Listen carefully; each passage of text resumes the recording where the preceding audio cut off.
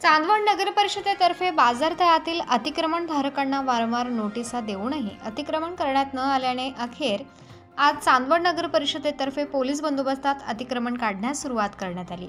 बाजारतळातील व्यावसायिकांना प्रशासनातर्फे अतिक्रमण काढण्यासंदर्भात नोटीस देण्यात आली होती। अखेर प्रशासनातर्फे अतिक्रमण काढण्यास सुरुवात झाली, परंतु व्यावसायिकांनी स्वतःहून दुकाने खाली करण्यास सुरुवात केल्याने प्रशासनात मदत केली, परंतु काही व्यावसायिकांनी प्रशासनास विरुद्ध नाराजी व्यक्त करत वर्षानुवर्ष दुकानाच्या भरोशावर प्रपंच चालवणाऱ्या व्यावसायिकांसाठी पर्यायी व्यवस्था शासनातर्फे करण्यात यावी, याची हमी द्यावी व उदरनिर्वाहाची सोय करावी अशी मागणी व्यावसायिकांतर्फे करण्यात येत आहे।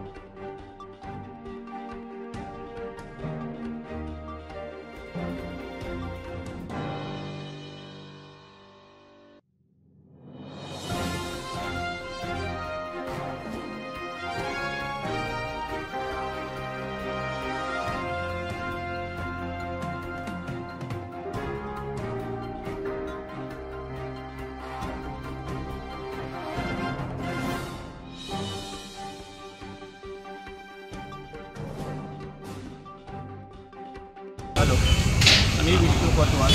न्याय करायचं सर्वांना सारखंच करा, अतिक्रमण काढायचं तर सरसकट काढावं अशी माझी प्रामाणिक इच्छा आहे। आपलं दुकान किती वर्षापासून आहे? माझं दुकान 20 वर्षापासून आहे। काय अपेक्षा आहे शासनाकडनं? काय अपेक्षा आहे? अपेक्षा तुम्ही जो न्याय करताय तो सरसकट करावा हीच माझी अपेक्षा, दुसरं काही नाही। कारण काहींना न्याय देताय, काहींना नाही देताय, तुम्ही हीच करायचं तर सर्वांना सारखं न्याय द्यावा। मी संदीप उपप्रवाद, माझं 22 वर्षापासून दुकान इकडे। मी माझं दुकान काढायला पहिले 1 लाख रुपये जमा करायला पाहिजे होते। मला 22 वर्ष झाली, मला यांनी हमी द्या अशी कमी इकडे गाळा देऊ शकतो का? तुम्ही नाही का हे दुकानं ठेवून राहिले ना, आमच्या दुकानं का बरं काढून राहिले? हे 5 महिन्याचे 7 महिन्याचे पोरं घेऊन चालू राहिले तुम्ही, 7.5 महिन्याचे 9 महिन्याचे, आम्ही 20-22 वर्ष राहिलो, यांचं काय? अत्याचार सगळ्यांवर झाला पाहिजे, मग सरसकट काढा, एकही ठेवू नका। चॅनल बघतो नाही तर आम्ही इकडे संध्याकाळी लगेच जेवण खाऊन करून इकडे तो आता आम्हाला मान्य, शासनाने जो निर्णय घेतलेला तो आता आम्हाला मान्य, पण मग त्यांनी आमचं उदरनिर्वाहाची सोय करावी। त्यांनी जे आम्हाला आश्वासन दिले की तुम्हाला पेटी शॉप देऊ ते करू, पण आज आम्हाला 25 वर्ष झाले आमचं सगळं त्याच्यावर होतं। त्यांनी आमची सगळी सोय करून द्या। तुम्ही स्वयंस्फूर्तीने अतिक्रमण काढलं आहे का? JCB लावलं आहे काही? नाही, आम्ही स्वयंपाकाने काढतो आहे। त्यांनी सकाळी लावलेलं होतं, आम्ही त्यांना सांगितलेलं आम्हाला थोडा टाईम द्या, आम्ही काढतो आहे, पण त्यांनी फक्त जे शब्द दिलेला आहे आम्हाला त्याच्यावर ठामपणे त्यांनी यूज करावं। शासनाकडनं तीच अपेक्षा आहे की तुम्हाला भविष्यात पेटी शॉपमध्ये गाळे भेटावे, एवढी अपेक्षा आहे आमची। आणि आमचा पहिले विचार करावा, त्यातून आज उद्या त्यांनी पेटी शॉप उभं करावं आणि त्याचा निलाव करावा। आज तालुक्याची जागा आहे, लोक येऊन करतील, मग आम्ही करायचं काय? पैसा बी हवा ना। ते म्हणतील 5 लाख द्या, 10 लाख द्या, कुठून आणायचे एवढे पैसा? शासनाने हा विचार करावा, एवढी विनंती आमची। आणि जो न्याय आम्हाला करू आहे आमच्यासोबतचे ते सगळ्यांसोबत केलं पाहिजे, असं नाही का फक्त आमचंच करावा। जे करते ते सर्वांसोबत केलं पाहिजे। माझे नाव दीपक चंद्रकांत शिरसाट, बाजारतळातला एक व्यावसायिक आहे। गेल्या 20 ते 22 वर्षापासून इथे माझा व्यवसाय चालू होता आणि या व्यवसायावरच आधारित माझा पूर्ण परिवार आहे। कारण चांदवड शहरात उद्योगासाठी व्यवसायासाठी दुसरे कुठलेही साधन नाही, MIDC नाही, शेतीपूरक व्यवसाय नाही. त्यात दुष्काळी भाग असल्यामुळे इथे छोटे मोठे व्यवसाय करून नागरिक आपला उदरनिर्वाह भागवत असतात. त्यात प्रशासकीय स्तरावर नगरपरिषदेने आम्हाला अतिक्रमण हटवण्याच्या नोटिसा दिल्या. बराच दिवस आमचा संघर्ष चाललेला होता की कुठेतरी आमचा विचार केला जावा. 3 दिवसापूर्वी प्रशासकीय एक मिटिंग झाली. त्यात मुख्याधिकारी माननीय दिनेश सिन्हारे साहेब यांनी आम्हाला शब्द दिला की अतिक्रमण काढल्यानंतर तात्काळ तुमचं पुनर्वसन करण्यात येईल, तुमच्यासाठी पेटी शॉप बांधून देण्यात येईल आणि तुमची गैरसोय होऊ देणार नाही असा शब्द त्यांनी दिला. त्यावेळी नागरिकांचा रोष कुठेतरी थांबला आणि हे करत असताना त्यांनी सांगितलं की मला 20 दिवसाचा वेळ द्या. त्या 20 दिवसाच्या आत मी तुमच्या सर्वांची पेटी शॉपमध्ये सोय करतो, जेणेकरून नागरिकांना उपास मारायची वेळ येणार नाही, नागरिक वाम मार्गाला जाणार नाही, नागरिकांची गैरसोय होणार नाही असं सर्व त्यांनी ठामपणाने सांगितल्यानंतर दिनेश सिन्हारे साहेब जे मुख्याधिकारी आहेत त्यांच्या शब्दाला आम्ही मान दिला.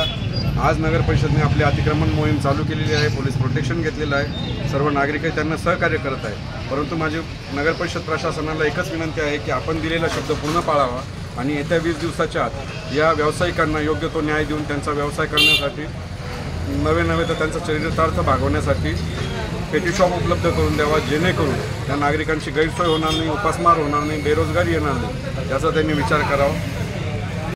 तर आज नगर परिषदेतर्फे अतिक्रमणाची मोहीम हाती घेण्यात आलेली, याबद्दल काय सांगाल आपण? मागच्या 15-20 दिवसापूर्वी बाजारपेठेतील नागरिकांना अतिक्रमित नागरिकांना नोटिसा दिलेल्या होत्या, नोटिसा इश्यू केलेल्या होत्या. त्या अनुषंगाने त्यांना वेळही देण्यात आलेला होता. परंतु सदरचं अतिक्रमण त्या लोकांनी नकारल्यामुळे आज, उद्या आणि परवा असे 3 दिवस आम्ही अतिक्रमण मोहीम राबवलेली आहे. सदर अतिक्रमण मोहिमेकरता 3 JCB, 5 ट्रॅक्टर, त्याचप्रमाणे पोलीस प्रशासनाने देखील आम्हाला सहकार्य केलेले आहे. त्यामध्ये पोलीस निरीक्षक आणि 14 पोलीस सहकारी कर्मचारी आमच्यासोबत आहेत. हे अतिक्रमण किती टप्प्यात चालणार आहे? अतिक्रमण किती दिवस चालणार आहे? 3 दिवस. सर, हे पहिला टप्पा, दुसरा टप्पा असं 3 टप्प्यात सांगण्यात आलं होतं व्यावसायिकांना, तर मग यांना काही मुदत दिली यांची दुकानं आवरण्यासाठी?